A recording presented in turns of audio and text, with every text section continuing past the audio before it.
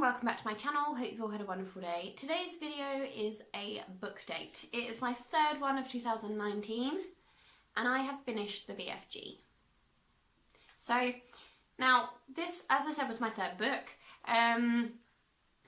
It's written by Roald Dahl, and if you haven't read it then, or seen the film, or if you're just not aware of it, where have you been?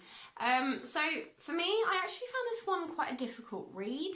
Now it's a children's book, so it should be very easy to read. I agree with that. However, some of the language that the BFG uses kept sort of confusing me, and I had to reread the same sentence a few times to make sure I was sort of understanding it.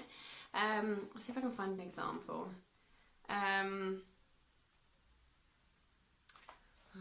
See if we can find one. Okay, where are we? Me gobbling up human beings, this I never, the others yes. All the others is gobbling them up every night, but not me. I is a freaky giant. I is nice and jumbly giant. I is the only nice and jumbly giant in giant country. I is the big friendly giant. I is the BFG. So there's more stuff like that, and when he talks about, like, that is all the giants zip fizzing off to other countries to try and guzzle human beings. It's all like that the whole way through, and while I imagine as a child I would have loved all that kind of language, it would have been like, oh my goodness.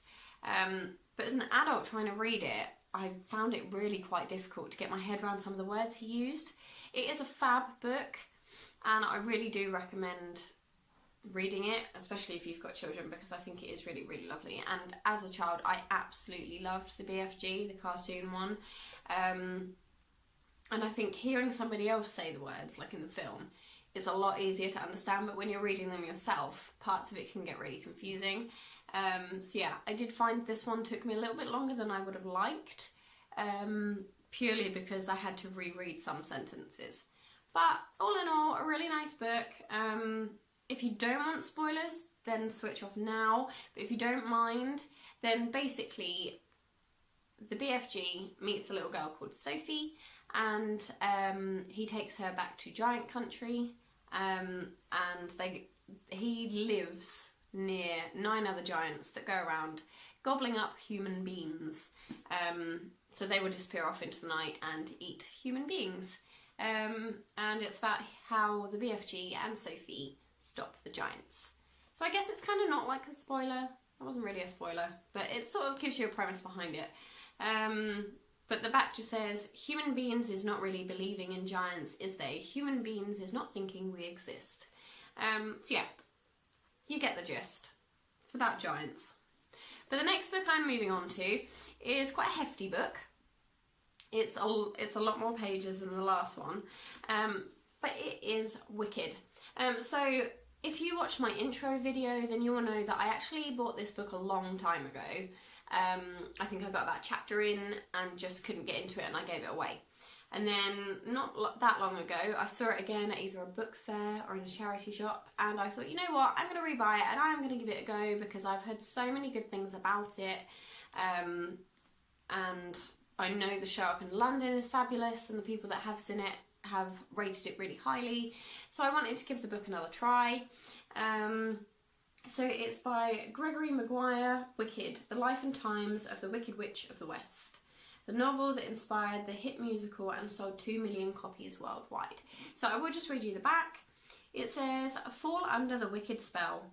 When Dorothy triumphed over the Wicked Witch of the West in the classic novel, The Wonderful Wizard of Oz, we heard only one side of the story. But what of her arch nemesis, the Mystery Witch? Long before Dorothy drops in, a girl is born in Oz with emerald green skin. Elphaba? Am I saying it right? I'm sure somebody told me how to say this. Elphaba. I'll have to Google it. But who will grow up to become the infamous witch is a smart, prickly and misunderstood creature who challenges all our preconceived ideas about the nature of good and evil, taking readers past the yellow brick road and into a phantasmagoric world, Gregory Maguire's novel is a rich and triumphant feat of imagination and allegory. It is an acclaimed New York Times bestseller and the inspiration for a hit Broadway musical, and has sold over 2 million copies. So yeah, this is the next one I'm reading. It's quite a hefty book. This one is 199 pages. And this one is 495. So there's an extra 300 pages on this one, which is fine. I tend to read books like this more often than little skinny ones.